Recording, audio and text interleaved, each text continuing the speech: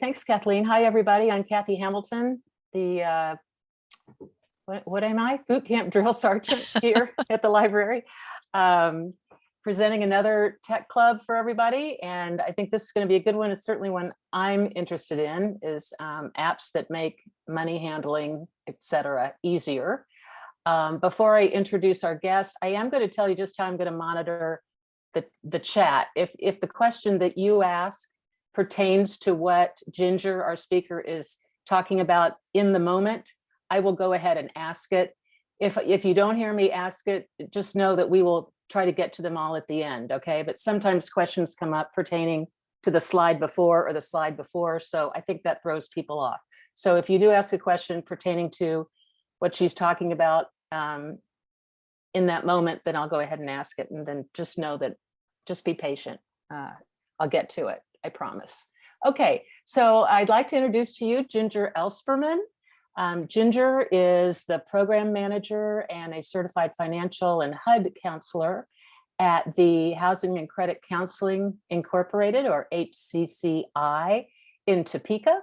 And she is here to educate us all about just how to make our budgetary lives easier. And the program is called There's an App for That. So Ginger, take it away. Thank you for being here. Well, thank you so much for inviting me. I was really excited. This is one of my favorite classes to teach, as a matter of fact. Let me go ahead here and let me share my screen so we can get started with the PowerPoint here. So with this, I am a HUD approved housing counselor. I am also an NFCC certified counselor, financial counselor, and I've been with the agency for 6 years now. So with this, as far as for today, what we'll be talking about is we're going to start by talking about the importance of a personal budget, because without budgeting, you know, the rest of the financial tools, things like that, yes, they may help, but we need to know what we're doing, what our goals are. So setting that that personal budget, we'll talk about online banking versus strictly online banks and what that means and what that looks like. We'll talk about apps for basic budgeting. We'll talk about how to access and check your credit reports through credit reporting apps. We'll talk about certain saving apps as well, shopping apps, and then peer-to-peer apps, which are also known as P2P apps, okay? So we're gonna be talking about a bunch of different apps that can just help generally with our fintech is what it's called. So why have a personal budget and plan? Well, one, it allows you to see the big picture. You can set your long-term and short-term goals. You have a map of your financial future, so you can use the budget to see how you can progress and meet the goals that you're wanting to set. It's easier also to stay on track of those goals, and it allows you to enjoy life a little bit more because now you're managing your money and you're not stressed out about how the bills are going to be paid for the coming weeks, things like that. So it allows the stability, the capability, and the wellness that we need. Now, when it comes to budgeting, really there's 5 steps to budgeting. And the first is determine your monthly income and your monthly expenses. We can do that by tracking our income depending on how often we get paid, once a month, twice a month, depending our sources of income that are coming in, and tracking our spending. This allows us to kind of compare what our wants versus our needs are.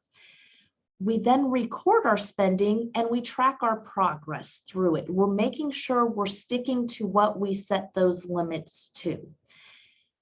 We set our savings, and if we do have any debts, let's say credit card debts, or we've got a car loan, or we're still finishing off our student loans, set that debt payoff goal for what those may look like for us. And we want to stick with our budget, but we also want to be realistic. We don't spend the same amount every single month, and so we need to adjust as necessary with our budget. So those are the 5 steps to budgeting. Now, let's talk about how we can use that with all of these apps and all of these tools, okay? So I wanted to start by having a little bit of online banking statistics. So with this, 8 in 10 Americans prefer banking online rather than visiting a physical branch. And we've seen that progression tremendously explode with the COVID pandemic. So throughout the last 2 years, we have seen the mobile and online banking, all of those apps have improved tremendously due to this trend. In 2021, 64% of US citizens used online banking, and many people over the age of 60 used it for the first time during the pandemic. Another interesting little fact is US digital banking users will surpass 200 million this year. Now, when we talk about, later on, we'll get to this, only 12% of people older than 54 use mobile payment services such as Venmo. And so mobile payment services is another name for those peer-to-peer apps. So we're seeing that with the younger generation using those more. It's people my age, to be quite honest, between 38 and 46 are the ones that typically use those services the most. So that was kind of interesting. Now, online banking versus online banks. What's the difference? Well, online banking, that's where you have access to your bank accounts and you can carry out your financial transactions through the internet, smartphone, tablet, or computer. And it also includes the traditional brick and mortar banks, credit unions, and online banks. So as far as the statistic on that goes, I looked that up as well, and about 79% of the banks in the United States offer some form of online banking. Now, online banks, on the other hand, they are online mobile only. So there is never any face-to-face interaction. Due to this, they tend to have slightly higher interest rates because they have a low overhead cost. They're not paying for the building to be built or the employees to be staffed in that location. And so they tend to offer higher interest rates with those. Now, one thing to be cautious of with online banks is with everything that is online, it can go offline at some point. Usually they do correct them pretty fast. I think the fastest is 30 minutes at the most. But if we're needing to send a payment, if we're needing to get something done, that could cause a hiccup in what we're needing to accomplish. And so both options, online banking, online banks, you can view your balances, you can view your bill payments and pay your bills online. You can do cash transfers through there as well. And you can deposit checks as well through the remote capture, basically taking a picture of a check and having it deposited into your account. So you no longer have to go into the office to the bank to do so. So that's the difference between the online banking and the online banks. Let's move into budgeting apps. So here is a screenshot that I took of the Google Play Store, and all I did was search for budgeting apps for that. This is the top 3 of the tiers that came up.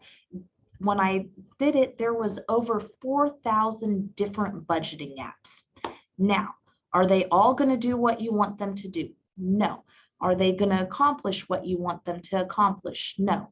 So how do we know which ones are good budgeting apps and which ones are not so great apps? Well, we can do so by starting looking at the rating stars. If you see the picture off to the right under the 4.5, there's those stars there. So that lets you know whether or not a lot of people that downloaded the app like it or not. For me personally, I don't download any app that doesn't have stars of 4.7 or above. I want the highest stars available for the apps that I download. But you'll also want to review the pictures to see if you like the layout. Most of these you can scroll across, see if it's going to be big enough, see if it's going to be user-friendly for you, if you're going to be able to manage it and to go through those. All of those can definitely help. And then review the reviews. How are other people rating that app? Are they having very bad connection problems? It works fine, but then all of a sudden it stopped working and they can't get it to go through. Is it actually providing the service that it said it was? All of those things can definitely help make that decision for the apps as well. Number one important for me is research the security of the app, especially if you're linking it to a bank account. You want to make sure that it has the top encryptions or top securities, and we'll get into a little bit more detail on what that looks like with some of these apps, okay? But then also look at other features that the app may provide.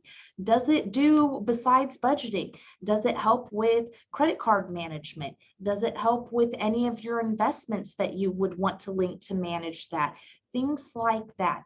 You're going to want to make sure, number one, that it accomplishes what you want it to do. If it's just creating a pretty pie chart telling you that you spent 30% in groceries last month, that doesn't really help you. Yes, that's a goodwill statistic, but what can you do with that? You want to make sure that it actually gives you the hard information that you want and that you need. Okay, so now that we talked about how we select those apps, let's talk about the budgeting apps that are the best for 2022. So the first one we have is Mint. Now, Mint has been around for quite a few years, to be quite honest. They are owned by Intuit, which owns TurboTax, which also, or Intuit also owns QuickBooks as well. So they are a very reputable company, except what's happening with TurboTax right now. Other than that, they are very reputable and they have all of the securities in place. So this is one that does have that great security for it. With Mint, it allows you to create a personal budget and you can automatically categorize transactions. So say, for example, for me, when I go to Target, I only go to Target to shop for clothing. So if I were to use Mint, I could categorize Target store as my clothing category. And so that's just an example of how you can do the automatic categorizations. It also allows you to receive alerts when you've gone over the budgeted amount in a certain category. I know the picture isn't very clear on the red line off to the right there, but that's the restaurant category. So this person has overspent eating out in restaurants than what they budgeted for, and it alerted them to that fact. You can connect it with other accounts such as credit cards, loans, and investments. It is free to use, but it does have ads. Now, when we talk about the ads, anything that comes on the screen to me is just over blinding. These ads are very small. They're the ones at the bottom of the screen that you don't really notice that are there unless your thumb accidentally hits it, you know? So with these, you also may need to adjust the category items for certain things every now and then. Sometimes those items don't stick, so you just go back and adjust them in. One of the downside to the Mint app is that not all financial institutions work on the platform, and it can have connection issues with accounts. Now, as far as not all of the financial institutions, those are the ones that are going to be your newer institutions, like your online banks, that strictly online banks that have only been around for a couple of years. Your ones that are older, well-known banks, those ones shouldn't have any issue at all connecting with the app. So that's the first app that we're going to talk about. The next app is You Need a Budget. And I really like it. It's kind of a straightforward app that tells you what you need. And with this one, it encourages users to think ahead on expenses by breaking them down month to month and to live off of income earned the previous month. Okay, so it uses 4 basic rules to achieve that. The first one, it's called zero-based budgeting. We are giving every dollar, every cent a job to do in our budget. So whether or not that's paying a bill, whether or not that's going towards our goal of whatever that may be, let's say a vacation goal, whether or not it's strictly savings for emergency, we are giving every job a duty, every dollar a duty. And then it also embraces the true expenses. So we're breaking those large non-monthly bills into small monthly amounts, and we're putting those in savings. Great example of these are taxes and registration on our vehicle. We pay those once a year. Depending on who you are, we know exactly what month they come in, but if you're like me, it always seems to sneak up on us, right? So if we take that amount and save it back each month, a small amount, and put it into a savings, by the time it comes around next year, we've got it saved. We just pay out of pocket, or what we have for the savings, contribute back that small dollar amount, and we're good to go. We're not paying the $200-300 out of our income for that month. So I like that aspect of it. It also goes with the idea of roll with the punches, be flexible and adapt in the spending each month. We do not spend as I stated previously, we do not spend the same amount each month. For me and my family, July, it's hot. The kids are out of school. We are running around doing things, having fun. In January, it's cold. We just got done with Christmas. We're not spending any money and we're staying inside. So that's how it can vary, depending on the months. And it also wants you to age your money. So again, with this, the goal is not to spend any income that has not been in your account for at least 30 days. And that creates a small emergency saving each month for you. Now, I would want to see if I could get it extended further. Can I do 45 days? Can I do 60 days? Things like that, because you just watch that savings grow. So I would make it a competition just because I am a little competitive with certain things like that. But I love the idea of that you're spending last month's income for this month's bill. Now, with this one, it is free for 34 days, and then there are 2 payment options. That is something that you would need to decide for yourself whether or not it would be worth it to pay for this budgeting app or not. With it though, it does now have the option to sync to your bank account as well. So it can load up all of those transactions into the app to put those into the categories, okay? And so here's what that kind of looks like. And we can see our immediate obligations, the most important ones. We've got the rent, we've got electric, water. We see how much we've budgeted for those. We have no activity, so we must have created this budget, but we haven't actually gone to spending those funds yet. But we can see how that would look out with the app there. All right. And then the third and final budgeting app that I'll be talking about is Good Budget. Now, Good Budget, it is based on the envelope method. So our paycheck, we take our net income from our paycheck and we put certain dollar amounts into what I'll call digital envelopes or categories, okay? So it allows you to break those down and put those into the envelope method, but they've made it more, they've digitalized it. It has the option to sync, and when I say sync, I'm talking about mobile phones. So if you're a husband and wife or a spouse, whatever may, whatever may be the case, a couple, and you're wanting to sync it, you can sync it to both of your guys' phones.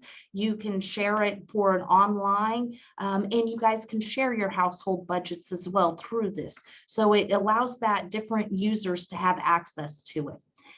It allows you to save for the big expenses to meet your goals or what you're wanting to accomplish. You can see your payoff for the debts and how far you've gone for that. It also has budget boot camp courses. Now, these courses, they want you to take them every day for 1 month. And they're about 10-15-minute videos, and they just go over several different, 30 days worth of different budgeting categories. And so I found that very interesting. There is a free version, but they do have a limit on the number of envelopes, accounts, and devices. But there's also the paid version. Again, that's something that you would have to decide whether or not it would be worth the cost to you or not. Okay, so with this, here's what we can see what good budget looks like. We see what we're contributing for the groceries. We can see how far we've come in meeting those, what we budgeted for, or what we're contributing for. So here, eating out, it looks like we put 50 to go into that. We've contributed 47.36 for entertainment. We budgeted, I think, 35 for that, and it looks like we're negative 45. That's okay, for those. So that's how this app would work here. Before we move on to the credit report apps, did we have any questions on these budgeting apps? Well, we have one question so far. And he says, I won't use any app that is not compatible with my VPN, which stands for Virtual Private Network, I believe. Can you ask her about that, please? And I'm not sure what the question is specifically, but do you want to address that now? So with that, the VPN, I understand that's the secured access that you have for the for your connection for those. With it, that is something, and I understand completely where you're coming from. It's the security feature for you. I honestly, I don't know if these would work with VPNs or not. That's something that you could do a quick Google search to see if they would work with your VPN. But honestly, I just don't know. Okay, thank you. That's it. Okay. So far. All right, so now we're going to talk about credit report apps and how can we see our credit report? Well, there's several different ways. So I'll start with Experian. Experian is one of the 3 reporting agencies, and with Experian, you can either download the app through whatever store, Apple Store, Google Play, or you can go to Experian.com and set up a free account. They have a free, and then they also have a paid. But really, we only need the free version. With Experian, they update your credit report once a month, which is all that you need to monitor it, to make sure no negative information is being reported, to make sure no accounts have been opened in your name without your authorization, and just to make sure that everything is going according to what it should be. Now, there's also for the other 2, you can use Credit Karma. So Credit Karma, you can either get the app or, again, you can use the website for it. And that allows you to use Equifax and TransUnion to see those credit reports and what those credit scores are. With with Credit Karma, they're actually trying to update it now daily for those scores. You may not see improvements because nothing gets reported every single day, but they are trying to update that information daily. Now, the third one is Annualcreditreport.com. So Annualcreditreport.com is one that's recommended by the FTC, the Federal Trade Commission. It is also recommended by the CFPB, the Consumer Financial Protection Bureau. You can go online and you can request a report, one from each credit bureau once a year. Now, during COVID, they've allowed it one per week for the year for that. Now, with Annualcreditreport.com, it'll tell you the personal information that's being listed. It'll tell you the trade lines that are being listed. So each individual creditor that's showing up on your report, but it does not give you a credit score. And so that's kind of one of the things that I don't like about it, is that it does not give you that credit score, but it is one of the highly recommended ways to see what's being reported on your credit report. If you are monitoring your credit reports with Credit Karma and the Experian app, you're going to notice your scores are not going to be the same at all. For Credit Karma, they use Advantage Score as their model of how they calculate that credit score. And so they put a certain percentage on a higher percentage on certain category and less percentage on the other. Experian uses the FICO Score 8 model, so a different formula as well. Now, with both credit scores, or all three credit scores, are correct. Experian bases theirs off of the Fair Isaac Corporation. So, and again, TransUnion, Equifax bases theirs off of that Advantage score. So there's a difference in those, but they are both correct. And it allows you to see, again, all of those transactions, all of the trade lines being reported. You can miss payments, late payments, making sure, no new credit, things like that for you. Okay. I do have a question. Yes. I get a monthly credit score with my Discover card. Do I need a credit report app in addition to that? It depends. It depends on how Discover is, which formula they're using, which credit reporting agency that they're using. If they're only using one of the credit reporting agencies, it may be a good idea to get one that monitors the other two. Not all lenders report to all three credit reporting agencies. So the lender has the choice to report to one, to both, or to two, to all three, or to none. So just to make sure, research, see where they pull it from. And if it's not from all three, then you may want to use one, another monitoring app for those. Okay, thank you. All right, so now we're going to go into savings apps. And so with these savings apps, this is something that we might start to see or think about a little bit later on in the year. What I mean by that is, we all know the feds are raising the interest rates, and they've stated that they want to raise them at least 6 times this year. Now, does that convert to immediate interest rates for savings accounts increasing? No. It's usually slower effects for it, could take several months, but they will start to raise those interest rates in savings accounts to get clients to start opening up savings accounts for them, or in their to get more business, so to say.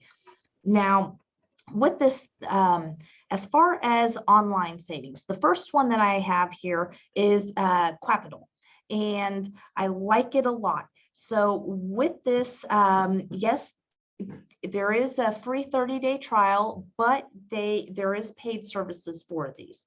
Now, with this app, you can set your goals in your savings category. You can set your goals in your spending and investing if you wanted to do that as well with this app. And you do that by creating rules. And so this app splits the funds automatically into those different categories. And it's going to fund the goals first, while still covering the monthly obligations. And so you've got your goals, you've got your savings, you know your bills are going to be paid. The rest of the fund or the funds, the money is for you to spend how you see fit. So I call that the, the free cash, so to say, the fun, the entertainment cash.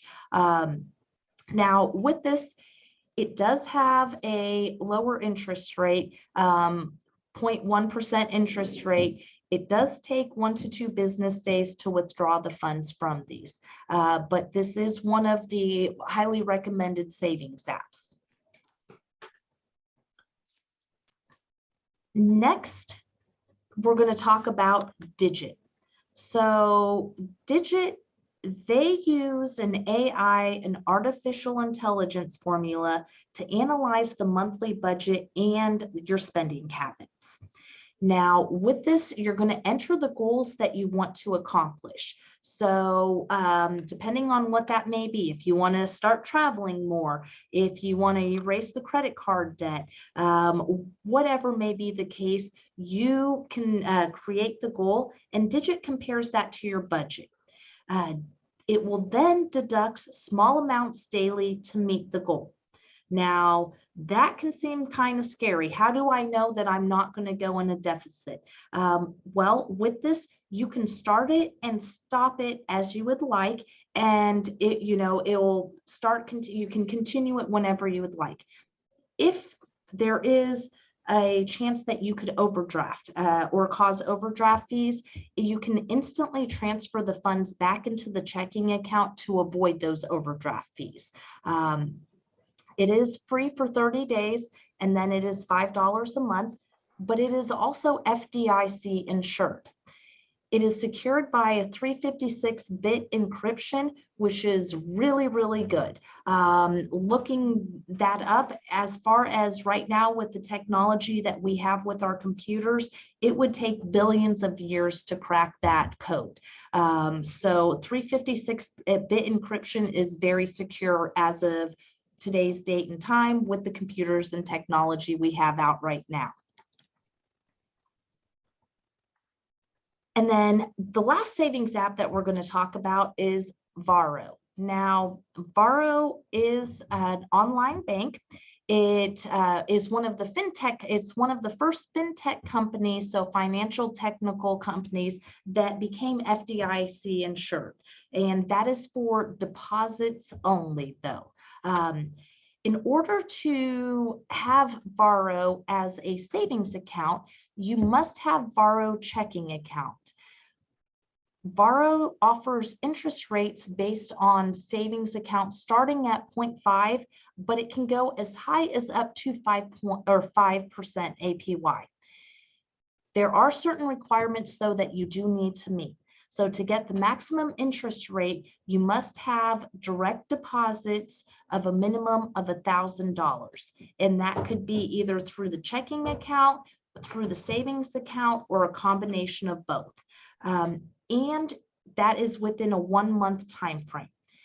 You also must maintain a savings balance of $5,000 or less for the calendar year. So if it was me and I started getting past that 5,000 or reaching right up to the 5,000, transfer some money out, allow it to grow again, and put the others into another savings account, maybe with a different bank. And from there, I'm doing compounding interest and I'm hopefully earning more for that. So that's what I would do. Okay, now, before we move on to the shopping apps, do we have any questions on the savings apps? Not on the savings app, but I have a couple I'm saving for the end. Okay. All right, so let's talk about shopping apps. In-store purchases here is what we're mainly talking about with this slide. So how can we save in the grocery store, especially with the prices being as high as they have been and they're continuing to go up? How do we reduce those expenses down? Well, we can Google a grocery price comparison. And let's say we're a Lipton green tea on the go drinker, and we want to know which store has the cheapest price for this. Well, we can use the grocery price comparison to see Walmart's $1.88. Now Kroger, Dillon's, they're higher, they're $2.69. And then HEB, that's a store down in the Texas area, I think. I don't think we have one up here in Kansas, but they have at $2.47. So if we're looking at this, we're going to want to go to Walmart to get that green tea because it's going to be a lot cheaper than the other places. And so we can see which store is going to save us the most money for the items that we are going to shop for that day. Another great way to see that is online ordering as well. Online pickup, online order. You go online, you download those digital coupons because they always have them. And so you want to make sure you're going to download those digital coupons. I shop at Dillon's for my groceries. And before I go, I always go on the app. I always download those digital coupons. So when I go in if I go in the store and they scan my card, it automatically deducts it off of there. Or if I do online grocery shopping, it automatically deducts those off of my costs for me.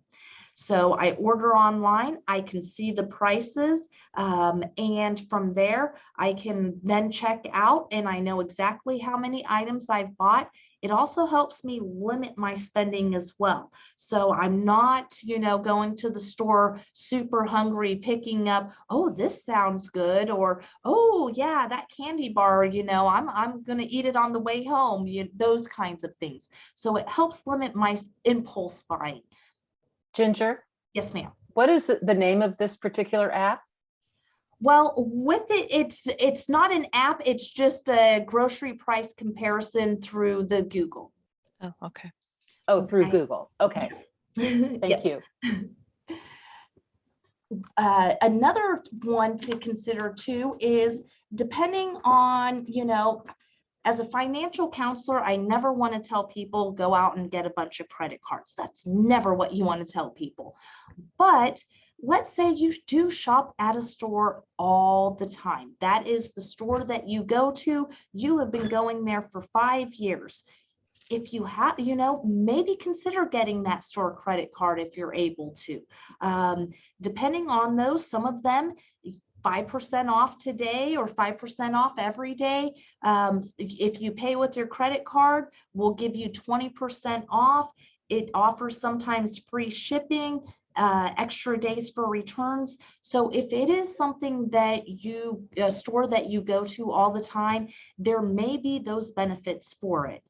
So that's something to consider to help lower those costs as well. But if you're going to do that, especially if we're talking about grocery shopping, turn around and make sure that you're only charging what you are able to pay off the next month in full. You never want to carry balances over and pay more on credit cards than you have to. And with it, if the store offers fuel points like Dillon's does, take advantage of those fuel points. I know the last time I filled up my tank, I had 50 fuel points on there. So, or 50 cents worth of fuel points that I deducted off of each gallon. That saved me quite a bit of money. I was pretty happy with that, especially with the price of gas going up. So, those fuel points, anywhere we can save money is definitely going to help us. I want to follow up just a little bit. So your Google search term would be what? Grocery price comparison? Yes, when you Googled to get this chart. Okay. Yes. So you would Google grocery price comparison. And do you know if prices are fixed like that at all Walmarts across the country? I mean, would the tea to go be the same price in New York as it would Lawrence? No, it would not be. Okay. So yes, that's that's one thing for this is no, it would not be the same, and especially in California, definitely not what we're paying here in Kansas for certain things. So with it, with the grocery price comparison, it'll ask you the area that it should ask you the area that you're in. So you can enter in your zip code for it. And then you can select the stores from that area. Okay, I think what we'll do is ask you as a follow-up just to maybe send a link to that particular page, and we'll just include it in an email to everybody. There's a lot of interest in this, so Oh, that's absolutely. that's what we'll do, people. We will get you the link to how you find that chart, and that will probably help. Thank you. Yes, yep, I will send that later on after we're done with the class. I'll get that Okay. sent, and then you can send it out to everybody to help them, get that information. So, Okay, terrific. Thank you. yes. Okay. Now we're going to move into money saving shopping apps. So these are ones that you download for these, but they allow you to earn cash back. So these are our cash back apps. The first one that we have is Ibotta. So Ibotta is a cash back app that lets you earn points at numerous retailers, but it's most popular with groceries. So the way that it works is before you go grocery shopping, you log on to the app and you add the most current offers, what you're going to actually shop for during that during that session. And then with it, once you have reached $20 in credit, you can request a payout either through the PayPal or Venmo account. So those peer-to-peer apps, they'll do it that, or you can exchange it for a gift card. Now, Ibotta, it is free to use. It does have that security on there. The one thing that I do not like about it and why I do not use it is because they do sell your information to third parties. But some people are okay with that. And so that is why I included it as one of the money savings apps. I personally wouldn't, but some people do, and it does save information, or it does can help save money for those. So that's one of them. Another is Rakuten, and that is for online shopping. Rakuten, it's simple to use. You open up the app and you search for the store that you're wanting to shop at. Let's say it's Kohl's. And so you use the Rakuten link to shop like normal. And from there, you just continue with the purchase for that through the Rakuten app. It does pay out every quarter by issuing either a paper check. It can do PayPal deposit, or you can transfer to your favorite charitable organization, and it is free to use as well. This one does, from my knowledge, it does not sell your information, but they may have changed that. But I apologize. I was trying to look up a lot of information for these because some of these have changed, and this one I just didn't quite get to. But I believe that they don't, but they may. Okay. Now, another one that we don't think of as far as money saving apps is Amazon, because we hear it everywhere. They do delivery, and we don't quite think of it as a money saving app. But Amazon brings together these large corporations and these individual sellers all in one location, and they're from all over the world. And with Amazon, you can sort, you can filter the results. If you're wanting to buy if you're wanting to buy new versus used, you can see, those costs difference, how long it will take to deliver, all of that information. So it actually is a really good app to compare, and you can compare it with other sellers and vendors as well. If you do pay for the Amazon Prime subscription, that does offer free 2-day shipping. It is free, and try it out for the first 30 days. You can cancel at any time.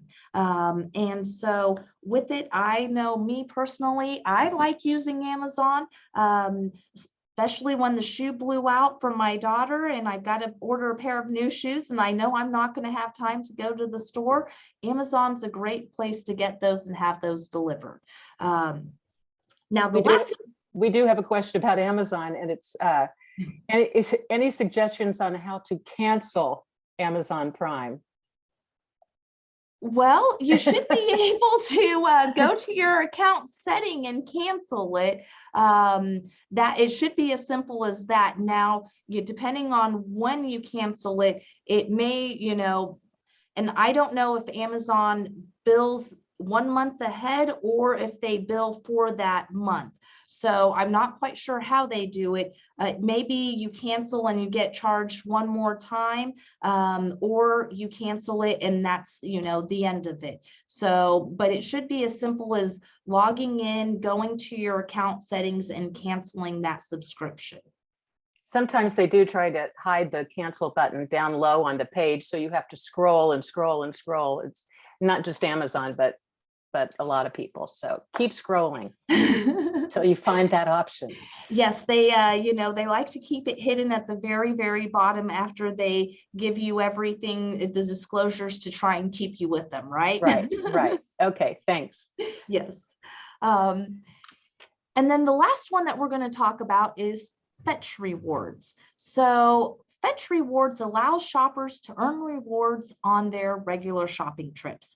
So you earn the points, and all you do is you simply upload a receipt within 14 days of shopping. You can do that by linking your email and submitting an e-receipt, or you can take a picture of the physical receipt. You don't apply. There's no need to apply or save the specific offers before shopping. So like with Rakuten and with Ibotta, we had to go in and save those offers. With Fetch Rewards, you don't. You just simply take a picture and it calculates those savings for you. Okay. Next, we're going to talk about those peer-to-peer apps. So the peer-to-peer apps, these have started they're very, very popular nowadays. Almost everyone that I know uses some form of peer-to-peer app. And it's a peer-to-peer payment system is what it is. So it allows the transfers of funds through bank accounts or credit cards using an online or mobile app. Peer-to-peer apps were the primary form of non-banking financial transactions for 2019. I'm going to assume probably the same for 2020 and 2021 as well. So let's talk about these different peer-to-peer apps, okay? The first one is Venmo. Venmo is actually owned by PayPal, but it is for your cell phone only. It is mobile only. And it allows you to send and receive funds, and there are no fees to do that. Now, there is a 3% fee for money transferring using the credit cards. And if you're wanting for an instant transfer, there's a 1.5% fee. But most of these, you wouldn't want to pay for an instant transfer. Most of them are pretty much instantly as it is. So to have that, you pay an extra percentage and you don't really need that. The next one is PayPal. PayPal was the first peer-to-peer service that has no fees for transactions made with bank accounts, but it does charge 2.9 for credit card transactions. It is one of the most widely used transaction payment system in the United States with merchants. It is not FDIC insured because it's not storing your money. It's transferring from one account to another account. So it's not FDIC insured, but it does have a purchase protection program, which is very excellent. If you purchased a product online using PayPal, and let's say it was not what they described, or it never came, then you can file a dispute with the purchase protection program, and they will refund your money. It's actually one of the few peer-to-peer apps that do that, and so it is very good with that program. The next one is Cash App. So Cash App, you can make and receive mobile payments with ease. You could even buy and sell Bitcoin if you wanted to. Now there's a 2 to 3% transaction fee for that. There's no fee option transactions, but it does take 1 to 3 days to process, but it avoids that 1.5% instant transfer fee. Cash App, it is not FDIC insured again, because these are just transferring money. They're not storing any money. So it's not that FDIC insured. There are 6 million active users as of March 21st, 2021 with this Cash App. Now, the last one we'll talk about is Zelle, and then I'm going to give some cautions on these, okay? So Zelle is offered through most banks, and I personally use it because it is one of the few apps that is offered through most banks, or you can use it as a standalone app. It's free to send and receive money from bank accounts, but you're going to want to make sure that the person that you have set up in that Zelle account to send money to is who you want to send it to, because once you hit that submit button, there is no way to cancel that payment. That is the fact with all of these, that once you hit the submit button, there is no way to request that money or to stop that transaction. The only way that you're going to get the $500 back that you sent to the neighbor down the street by accident versus your daughter is you're going to have to hope that they're a good Samaritan, hope they're going to return it to you. We don't know, so we always want to make sure that we are sending it to the correct person. Now, besides that caution, my other caution is that with these peer-to-peer apps, in order to capture your banking information, they use third-party data aggregators that go in, and that's how they see your bank account, your routing number, see your list of financial transactions. They can take snapshots of your bank account. Even if you stop using the app, they still have access to that information. Even if you stop even if you remove the app from your phone, you uninstall it, they may still have access to that information. So sometimes the only way to stop them from having access to that information is by logging into your banking account, and there should be a, depending on each banking system, it's going to be different, but there should be a spot on your banking app where you can see which apps have access to it, and you can stop them from having access to it through that way. So that is one caution that I can give on these Cash Apps. And so with me, I use Zelle only because it's a part of the banking system, and so they have my information. The Cash App and all of those I do not use, but that is my personal choice. It doesn't mean that the other apps are not good, okay? All right. Now, why are some apps free? Well, there's a few reasons why. Developers make money in a few ways. They sell the advertising space. So they, the ones that cover the phone screen and make it white and clear and you can't exit out of it, you've got to watch the videos. They're hoping you're going to click on it, and they earn money from those ads. Most of these apps are going to offer a basic version for the app, hoping that you're going to upgrade to the paid version, which usually has more features for those. Me, I don't know. I'm kind of cheap. I don't pay for the upgrades for the apps, but that's just me. I'll deal with the free versions. With them too, allowing you to buy more features within the app, you're billed for these purchases in the App Store. So consider blocking the in-app purchases. With my account, I use Android, so I have a Google account. I have it blocked where there are no in-app purchases allowed. If I want to purchase something, I'm going to have to put my card number in there to purchase it. I even have it stopped to where it won't be allowed to be purchased through my cell phone provider, because sometimes you can bill it to your monthly cell phone bill. So you want to make sure that you block those, and that's in your Google settings. Under your Google Play Store app, in those settings, there is how you block those, okay? And then another reason why there's the, with these, is that they're to interest you in another company's products. So, the other company pays them to have them advertise on the app. And so if you click on it, then they get their money. You're interested in there, but that's why, is to get you interested in other companies. Now, how do we protect our privacy? Well, we want to be aware of untrusted apps.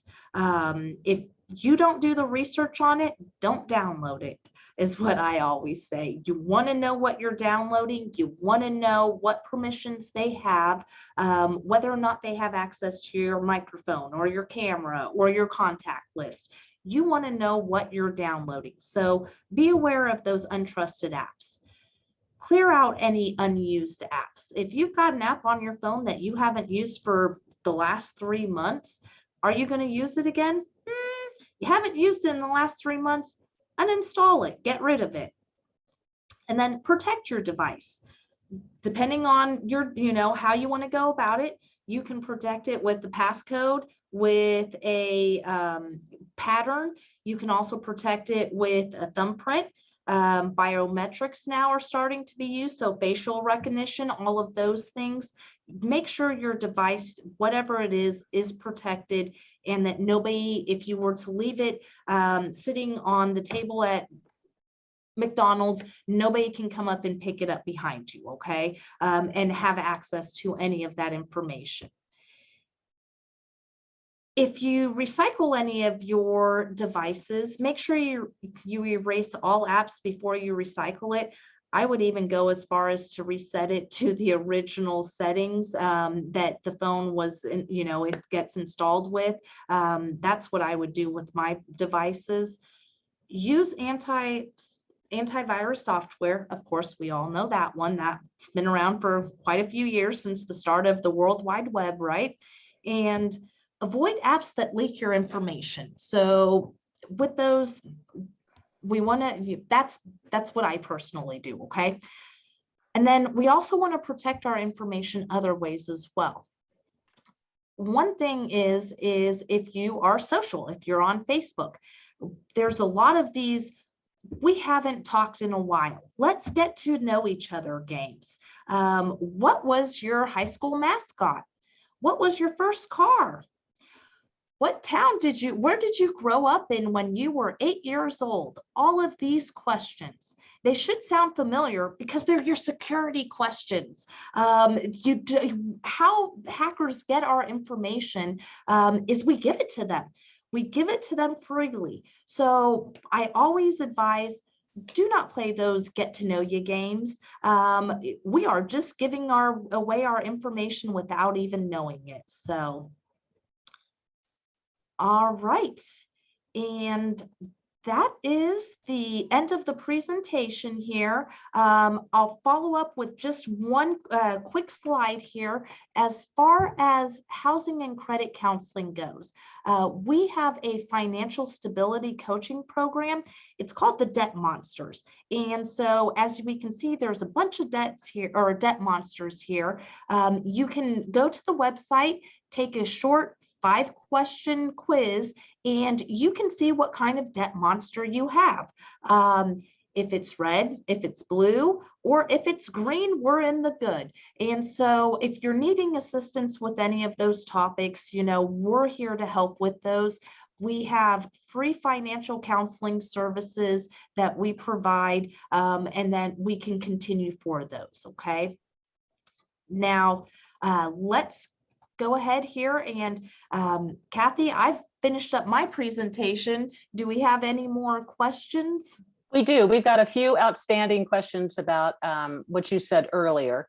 Okay. So the first one, and I was curious about this too, because I haven't read the news apparently about TurboTax. What's going on? What's the issue with TurboTax currently? The CFPB is looking into TurboTax because TurboTax has the file your taxes for free. Well, there's some misleading statements with that the CFPB is looking into to see whether or not they misled consumers with that free filing taxes. Okay, thanks. And this is on the credit report apps topic. If Equifax and Transition have individual sites, what is different about Credit Karma? Well, that is a very good question. So you can get all three if you wanted to, and they all three offer basic versions that are free. I like to use Credit Karma versus having all three individual because it combines two of those into one. So less storage on my device that I'm using on my cell phone is what I use, my smartphone. And I tend to use a lot of storage on there. So, but really it's all in the way that you want to go about it. You could use those individuals. I just use the Credit Karma because it combines two into one. Okay. And what are online apps which offer the highest return on certificates of deposit? That is a good question. That is something I would have to look into. I know the interest rate for the CDs, those are not looking too great depending on how long of those. So if you're looking for the shorter 18 months, you may have a little bit higher of an interest rate, but as far as the high yielding ones, that is something that I would need to do a little research into. Okay, I think that is the extent of the questions. We have a lot of comments and a lot of tips. I think we'll go ahead and copy the chat and sort of edit it down and include some comments from you because people are recommending different apps that they've used. But let's see. And this is not an all-inclusive list. This is, I have to give choices. If I were to talk about every single app, honestly, we could be here for hours, guys. Right. Yeah. And it's after 5, so we want to, oh yeah, that's getting cash back on your credit cards. I think that's a good idea too. I mean, we do it, but we don't have a whole bunch of credit cards. We just do one that gives us cash back. But anyway, we will copy the chat comments and put it all together along with your link to the grocery store comparison page. And we will post this online so that you can watch it again if you want on YouTube. And Kathleen, do you have anything you'd like to add? You can unshare your screen now, Ginger, if you would. So we can go. Thank you. Yeah, no, I'll be sure to copy everything and we'll notify you when it's up on YouTube. Okay. Ginger, that was excellent. So much thank you. information. My head is spinning, but all good, all good. So thank you very much. Absolutely. Thank you for having me. And I hope you guys all have a wonderful rest of your day. Yes, thank Yeah, you. And thank you. We do too. Good night, everybody. And we will see you next time or at the next thing. Have a good one.